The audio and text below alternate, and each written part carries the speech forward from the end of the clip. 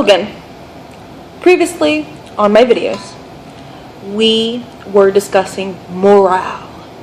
Very important for an independent writer trying to become a successful author to muster up. So, I previously talked about how the hardest part about getting started writing a book, especially without the pressure of a peer group or the pressure of deadlines and consequences, is getting over those self-doubts that get in your way, that your brain basically forces on you to make you not do it. All of it makes sense. It's all logic. It's life. It's scheduling. It's bad timing. It's you don't have any time. There are better things you should be doing. People saying, why are you bothering? Your own self-doubt as to your ability to write. And the things I mentioned that will help bring up this morale, will help you feel more confident about writing your book. Writing a book is, one, you're going to be writing about something you love to read, which means you're going to have passion about it. You're going to love it. You're going to be able to put that love into that book. And you're going to feel comfortable with the subject matter. So that's positive and helps you boost up your morale. And what encourages you is that good chance if you're writing a story that you've always wanted to read and couldn't find, no one else has written it either. So you're kind of safe there too. And you feel good because it's the one you always wanted to read anyway. These two things bring up your confidence level to get you down to the hardest part. And that's sitting your butt down and actually writing the damn thing. And really, it's still hard. Even with that morale stuff, there's always life stuff. There's always excuses that you will not believe that you could invent just to avoid doing it. So, honestly, there's really no cure for that. The only advice I can give you from a writer who has struggled with it regularly, so much so that I'm probably a whole year behind in finishing the damn thing than I should be, is just do it. Yes, stolen from Nike, but it's the truth. Just sit down and do the damn thing. Because it's never gonna get written if you don't write it. No one's ever gonna read it. You're not gonna read it if you don't sit down and write it. And there are methods to this. There's ways of getting yourself into a groove. Once you get started, you will have a groove. You will get into it and you will find that you will write more than you thought you were going to write.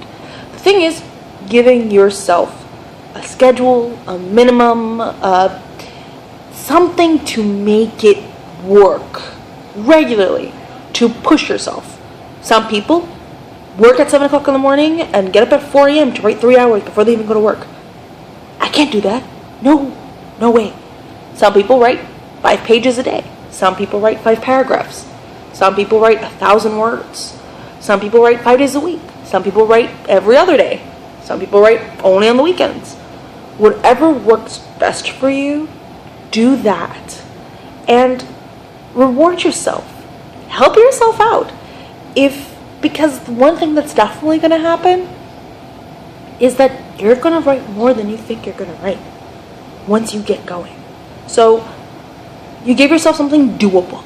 1,000 words. 1,000 words, maybe like a page and a half, maybe 2 pages tops, depending on breakage and stuff like that. So, and I mean, this is double space, not single space here. So give yourself maybe 1,000 words. Maybe 2 pages. That's it. That's what you're going to do. You're going to do 2 pages a day. 5 days a week. Weekends off. Okay. That's what you're going to do. So, you're going to come up with an excuse the first day. You're going to come up with an excuse the second day. And finally, you're going to be like, no, stop being a jackass. Sit your ass down and do it. And you're going to sit down and do it. And you'll find by the time you're done, you've written 10 pages. And you're like, wow, okay, well, I don't have to write for the next week. That's a way of rewarding yourself. You've gone over and beyond what you initially intended. And then you do that more often, because you did 10 pages yesterday. Yeah, I don't have to write today, but maybe I can get another 10 today. And don't feel bad if you don't. Your minimum is 2. If you do 2, you did good. If you do more than 2, awesome. And if you're having a bad day, force yourself to do the 2 regardless.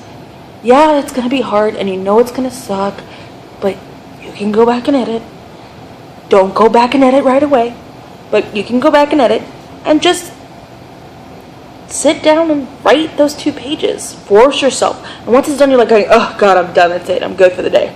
And then you don't have to worry about it. And then tomorrow, it might feel different.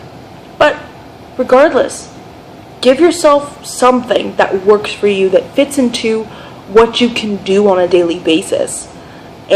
Or mostly daily basis. If you can only write the weekends, write the weekends.